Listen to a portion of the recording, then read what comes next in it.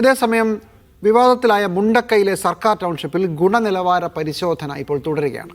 കിഫ്കോണും Uralungal society ഉദ്യോഗസ്ഥരും ഒരുമിച്ചാണ് പരിശോധന നടത്തുന്നത്. ആദ്യഘട്ടത്തിൽ കൈമാറിയ 178 വീടുകളിൽ 120 എണ്ണത്തിലാണ് പരിശോധന നടത്തുന്നത്.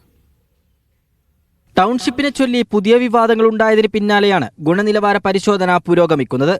ആദ്യഘട്ടത്തിൽ പൂർത്തീകരിച്ച വീടുകളിലാണ് പരിശോധന. ഊരാളുങ്കൽ കിഫ്കോൺ ഉദ്യോഗസ്ഥർ പൂർത്തിയായ 102 വീടുകളിൽ പരിശോധന നടത്തും. നിർമ്മാണം പൂർത്തീകരിച്ച വീടുകളിൽ ഏതെങ്കിലും അപാകതകൾ ഉണ്ടോ എന്നാണ് പരിശോധനയിലൂടെ നോക്കുന്നത്. ഇപ്പോൾ നടക്കുന്ന പരിശോധനയ്ക്ക് ശേഷം ഗുണഭോക്താക്കളുമായി ചേർന്ന് മറ്റൊരു പരിശോധന കൂടി പൂർത്തിയാക്കാനുണ്ട്. എല്ലാ അപാകതകളും പരിഹരിച്ച ശേഷം മാത്രമേ ഗുണഭോക്താവിന് വീട് കൈമാറൂ എന്നാണ് ഊരാളുങ്കൽ വ്യക്തമാക്കിയത്. ഇതിന്റെ ഭാഗമായാണ് ഇപ്പോൾ ഗുണനിലവാര പരിശോധന പുരോഗമിക്കുന്നത്. മീഡിയ 1 വയനാട്.